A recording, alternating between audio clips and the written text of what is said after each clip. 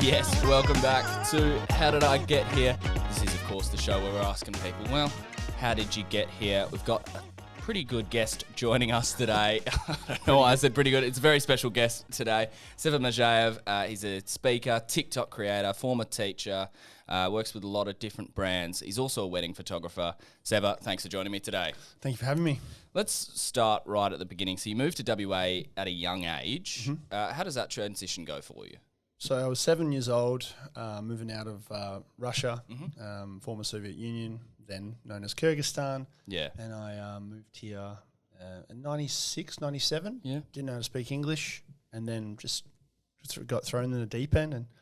And shout outs to my year one teacher, Mrs. Weir. Yeah. Took the reins and taught me how to talk English. Spoke English. And then away I went. Didn't know what was going on at the time, but I was just somewhere new. I miss my grandparents dearly, but transition was pretty smooth in the scheme of things. You sound like you got a pretty good handle on English now. Yeah. How long did that take? I honestly don't remember, but like by year two, I remember having friends and talking with them, and everything was great. Like there wasn't actually in year one. One of the kind of earliest memories of me not understanding English is the year sevens would teach me words that weren't quite specific words. Yeah, they weren't the right words. And I got thrown into the office a couple times, and my parents would come in a meeting because I was doing different. They taught me some sign language as well, so I got in trouble for that in year one. But the teachers quickly caught on that I was a foreign kid, and they were just taking advantage. Yeah. So Kyrgyzstan, living here in WA. What's early childhood like, especially for somebody who's moved from that area of the world here in WA? Yeah, it's a lot different. So I've been back a few times, and Kyrgyzstan is you go there, and it's really cheap to live there if you're coming from the Western world. But over there, it's like almost a bartering system. You do something for someone, and then they kind of do things for you. You get a job, and some jobs over there, they pay you every 6 months. Right. It's not monthly, not weekly or whatever. It's 6 months. And it's communism. Yeah. Real communism. And over here, it's like, oh, you don't want a job? Sweet. Here is Centrelink right here for you. Yeah. Over there, no chance. So you do or you don't. You don't survive if you don't. Yeah. So as a kid, you spend time in Kalgoorlie. For people across the country, that's a mining town, middle of the desert. What's that like for you as a kid? Yeah, so just before high school started, Mum got a job as a teacher there, and we moved. All my mates that I'd accumulated in primary school, I wasn't going to go with them to high school, so I had to start again. And I had no idea what was going on, but I was keen for the challenge. I acclimatized pretty quickly, and then I just began living the country life. Country kids are a bit rougher. Yeah. and it was fortunate because not only was I had the foreign aspect in me, the perspective, I gained a country aspect as well. Yeah. So now back in the city, I've got that three kind of perfect trifecta of different perspectives. If you had to describe yourself, what kind of student were you in high school? I mucked around a lot. Yeah. Year 8, 9 and 10. I was just enjoying myself. I was having fun. I didn't really specifically have any interests apart from video games. And, me and the boys hung out, play rugby, basketball, Then we got to an age where we just sat on the bench and just talked nonsense. And that's pretty much the entire high school journey. With footy, I didn't hang out with the jocks. Yeah. I didn't consider myself a jock. But later on, because in Kalgoorlie it's a split school system there for the public school, you got year 8, 9 and 10, and then you've got year 11 and 12, which is the senior side. And that they use the same campus as the university, School of Mines. Year 11 and 12 was a bit different. It was a little bit more serious. You felt like you were more of an adult. You could walk around crossing the roads to different campuses. It felt like a university almost. Yeah. Yeah. Around this time, what aspirations are there for what you want to be, when you grow up? Nothing. I went into year 11 doing TE or ATAR now. Yeah. And after the first term, I was like, no, this isn't me. This isn't for me. I can't do all 6, high level classes. And there's a bit about the education side of things that I didn't agree with at the time. The teachers would not be catering to my needs because there would be a student mucking around in the back. And then I quickly got left behind because I wasn't able to, I needed help. So then I just went back to general studies and then cruised my way through towards the end of year 12. I had to pick up my English class and I had to get a tutor to pass the English, funnily enough. I just didn't like writing essays. Yeah. I just didn't like doing it. But aspirations-wise, it was gaming. And I was a moderator on forums of random things online. I discovered Reddit, and then I was online a lot. I was online a lot. I had an interest in making content early, and I had early entrepreneurial aspects coming out. So, but by the end of year 12, my mum said to me, "Go to uni or get a job," and I just got a job as a lifeguard. But before that, I had all these different jobs like working Hungry Jack's, Jester's Pies, things like that. Worked at Bunnings for a bit, so I got the hospitality and the retail aspect in the books during my teenage years. I was a checkout chick at IGA, and then I eventually evolved into lifeguarding. So that was my first kind of qualification that I got. Right. Yeah. So you mentioned there, the moderating forums on Reddit and stuff. Do you look back on that now and say, oh, this is why I've gotten into TikTok content creation? Yeah, it's definitely part of it. Community management is a vital aspect of doing the right, like getting the content and nurturing the content and then building the community and that audience. I was very good at that at a young age. So I definitely think that it helped. Yeah. Just engaging with people in general helps. Do you have a favourite subject while you were at school? Most people say sport, but I really liked media and photography. Yeah. So that makes sense. Makes sense. But I actually was also fascinated in maths, although I had chemistry and physics to distract me and I had to do those subjects early on. Right. But if I had my time again, I would probably pursue maths more. Yeah. What about least favourite subject? Least favourite would probably be English. Yeah.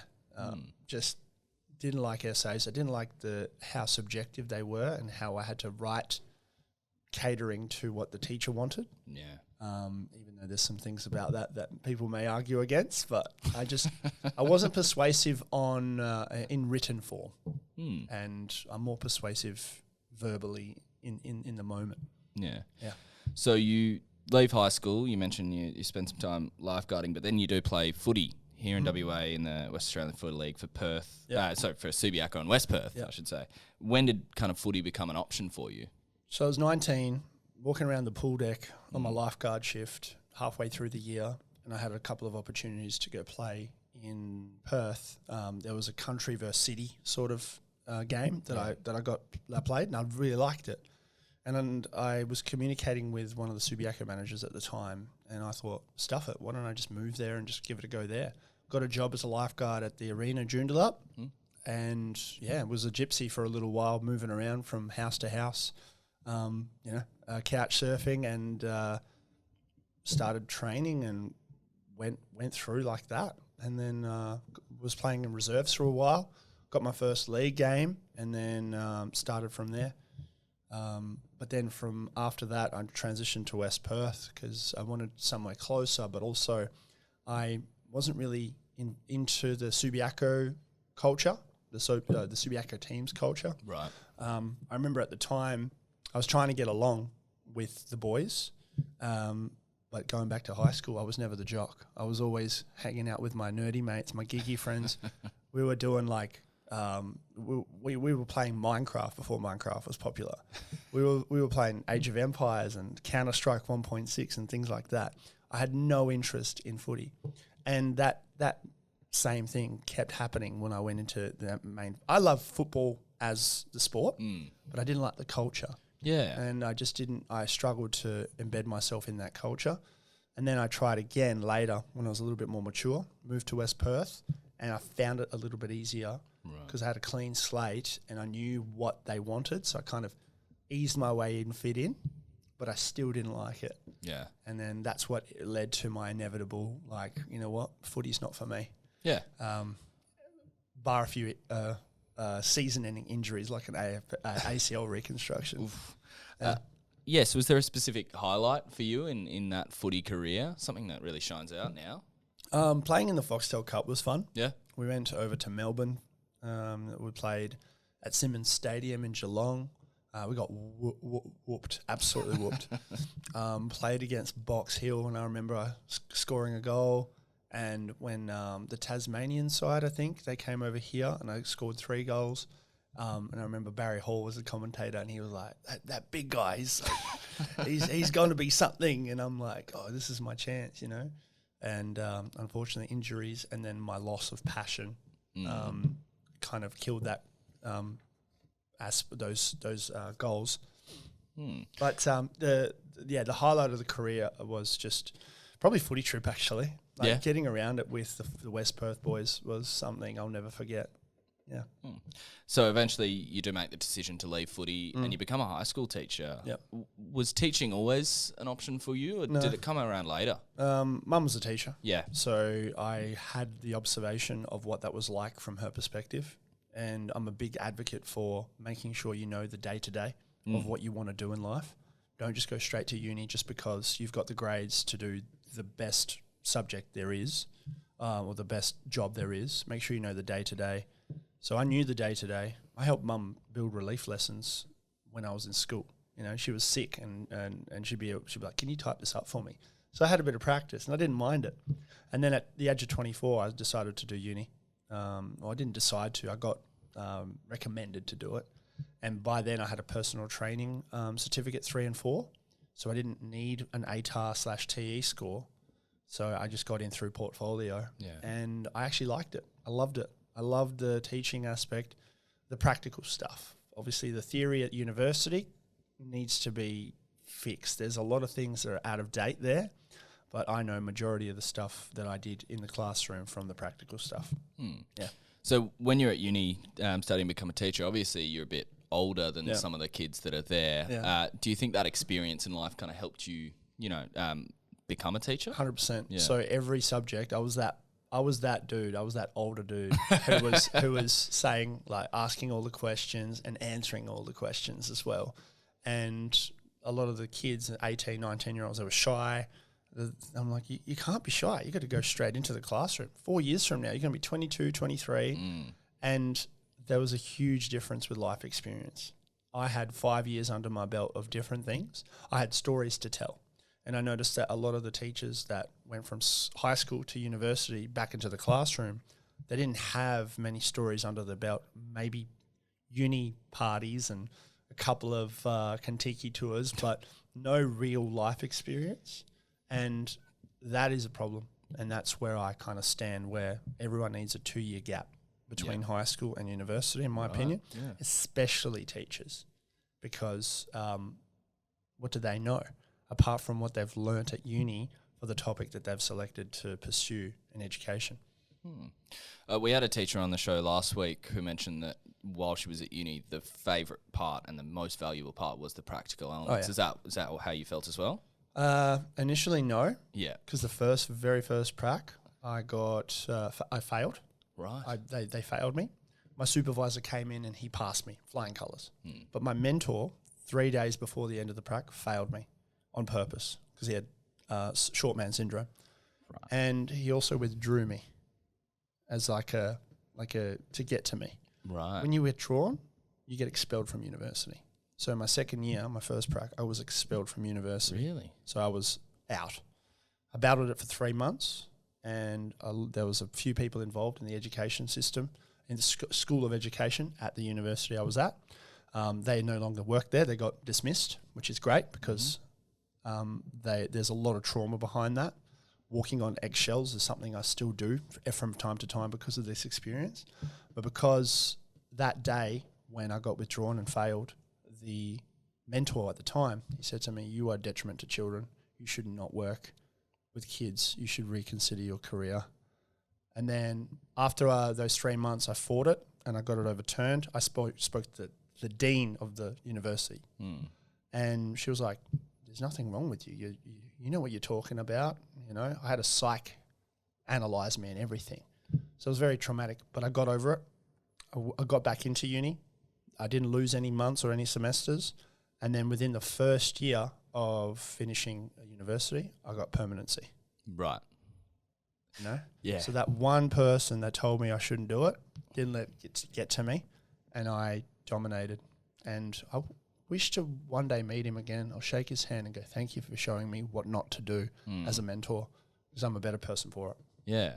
So do you think that built a lot of resilience in you as a teacher and as a person? Yeah, absolutely. There's times where I still have like moments where I've got imposter syndrome, which didn't help. Like of course. It made it worse.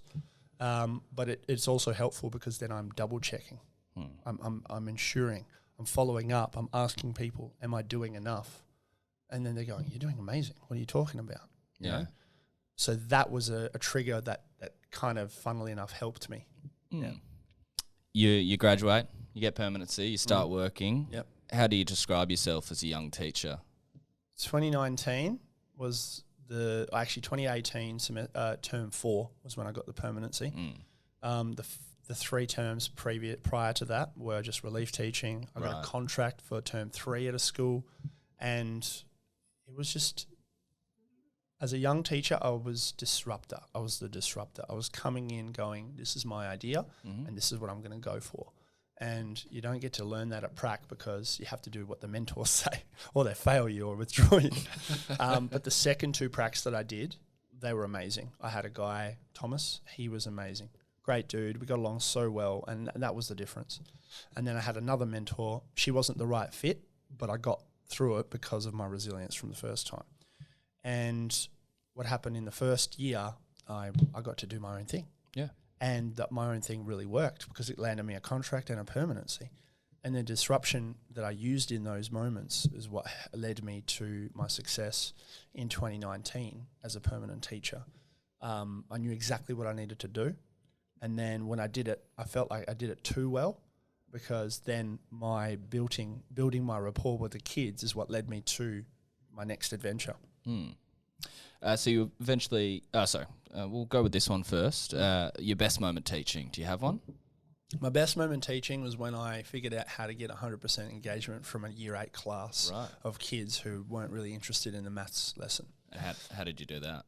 So with the TikTok stuff, we'll get to in a second. We will, yeah. I figured out that the Gen Z kids and the Gen Alpha kids, so everyone born after 2010, they consume information from a screen, and you can't fight against it because it's just how they grow up. Yeah. So what I did was I'd come in before school and I'd record my lesson, 15-minute lecture, put it on the screen, and then play it to them, and they all engaged. Really? Now, some would drop out. Some would be disengaged because the pace would be too quick of the recording. So I'd go to them myself one-on-one in person. Others were still disengaged, but because it was a bring your own device school, it had an iPad. So I uploaded that piece of content onto their iPad. Headphones in, they can play it, replay it, start the tasks, replay it again at their own pace. The whole hour, I don't talk to them. They do their thing. 100% engagement. Wow. That was one of my most proudest moments. It was awesome. Yeah. We will move on to the TikTok. How does TikTok start to be a thing for you? When do you start doing it? Yeah. So 4th term 2018, first year as a permanent teacher at the school. One of my year 10s is laughing at his crotch. And when that happens, they're on their phone. They're on their phone. So I said, all right, let's have a look. Let's see what's funny. And he's on TikTok. He's lip syncing, dancing. And I'm like, fair enough. There's a video of him on TikTok? He's laughing at. And then his mates are getting around him. Yeah. And I'm like, all right, I guess I'll get the app. Because my favourite hacks were how to get attention for the kids. I wore a different pair of shoes every day to school. And I have a big sneaker collection. And the kids caught on to that. By the second week, they'd be like, oh, what shoes are you going to wear? And I was just like, everyone knew about my sneaker collection. But when that died down, I was looking at the next thing. Fortnite was very popular, and so was handball. Both of those things I didn't really have time for. But I had time for TikTok because I was a creator doing my photography stuff. So I started doing TikToks, and it was just a little bit here and there at the start. But then the kids found my profile, and I was like, that was easy. That was very quick, and I didn't even tell anybody about it. So I started making more videos catered to them, like things that kids say at school, the dumb things that kids say, and it went viral. Then I made one about myself of my height, being 6'10". I was walking through the aisles of Woolies. I'm like, oh, I could see over everything. How good's that? Oh, there's the pasta sauce. Viral. Then I started growing, hit 10,000 followers, 20,000 followers. And then now we're in 2019. I'm also doing the wedding photography stuff, right? And then that evolved. But I just really got like the best recipe for hacking the kids' attention because they were keen to see what TikToks I would make. The best thing about that was when they were sick of seeing me at school in person, they get home to unwind and scroll on TikTok, and then there's me again. So was it tough eventually making that decision to go into something, kind of as unique, potentially unstable as something like TikTok and content creation over being a teacher? So what happened was halfway through 2019, I landed myself in wedding photography. Someone asked me to be a second shooter for them. I gave it a go and I really liked it. Then I got my own first wedding and then I really liked it. So I started booking. And there was a few other strategies that I did that helped me. But then I gave TikTok a go and I thought, well, I've got 50,000 followers. Why not just tell them that I'm a wedding photographer? I've got nothing to lose.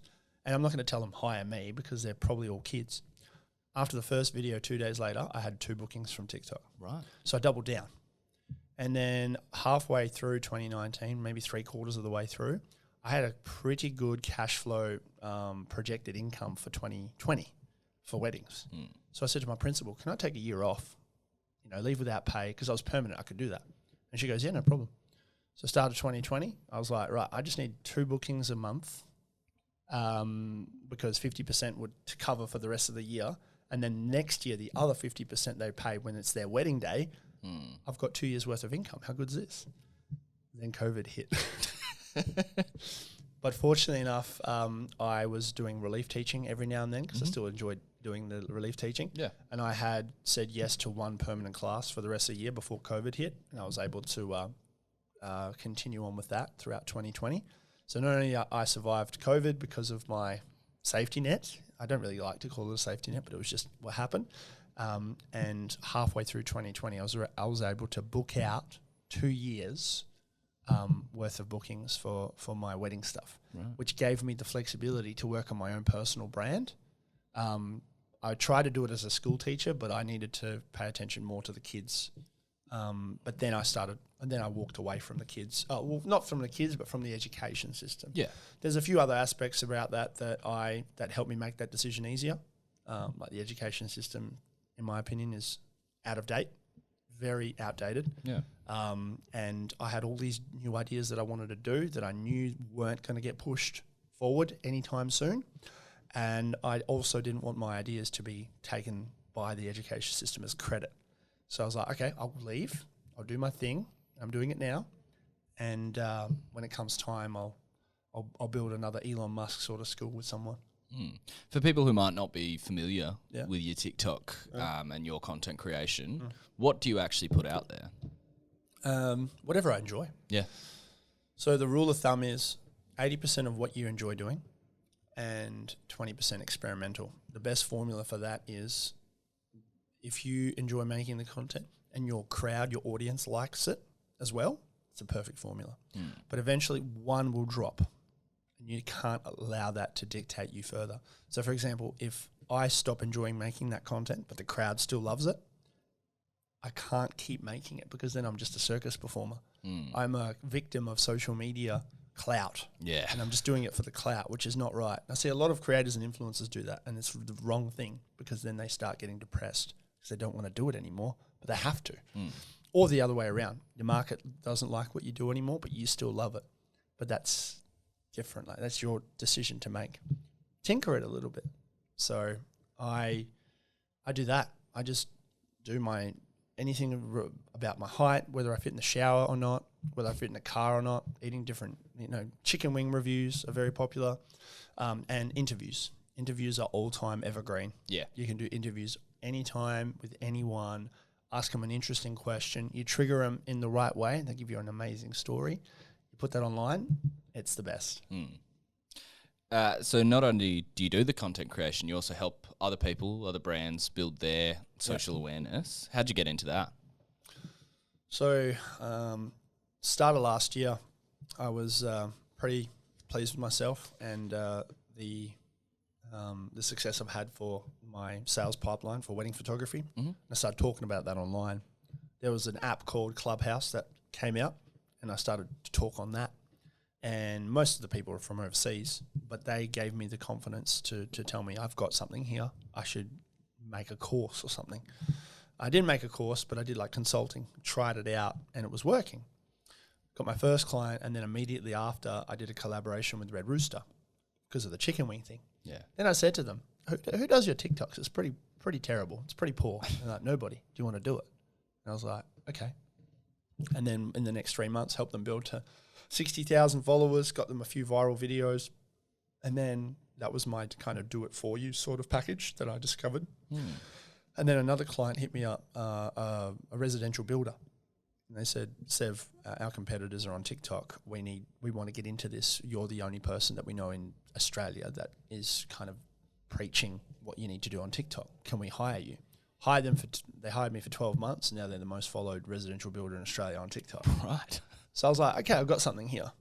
And here I am now, 15 months later, trying to solidify what I've got and build more momentum from it.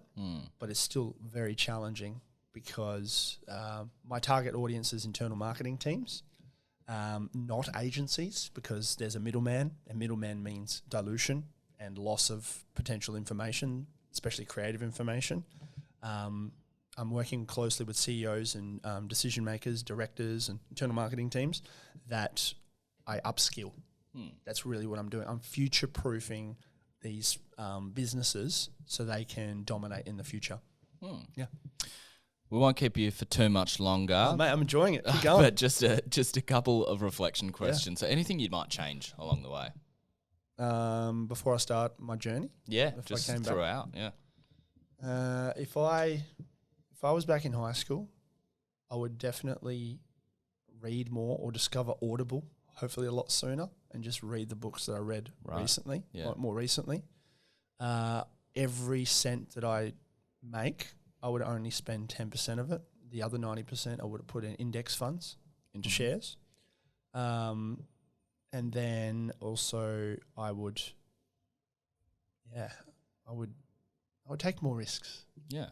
As in my 20s, I would take more risks. I took a lot of risks in my 20s. I'm very happy with them, but there's room for more. Yeah. Final question. Yep. Question we ask everyone here on the podcast. 15-year-old Seva sitting in front of you. What advice are you giving him? Make sure that you focus on one thing at a time very well. It's okay to do multiple things, but until you are better financially more fit, you have to hone in on one, because buying your time back will take a lot longer. So what I mean by that is, if you're focusing on one career, but you've got other careers that you want to jump around towards, know that you're starting again, which isn't bad. But if you stick to one early and get to a point where you can have a system where you can sell it or you can teach it to someone and really scale it, then you'll be able to dominate everything else a lot sooner. That is How Did I Get Here for today. Thank you so much, Seva, for joining me today. You can find us student_edge on Instagram, Student Edge on TikTok, search us up Student Edge, or How Did I Get Here on YouTube, and head to studentedge.org for all our articles, podcast deals, competition, career tips, education advice, and much, much more. Seva, thank you so much for joining me today. Thank you for having me. Appreciate it.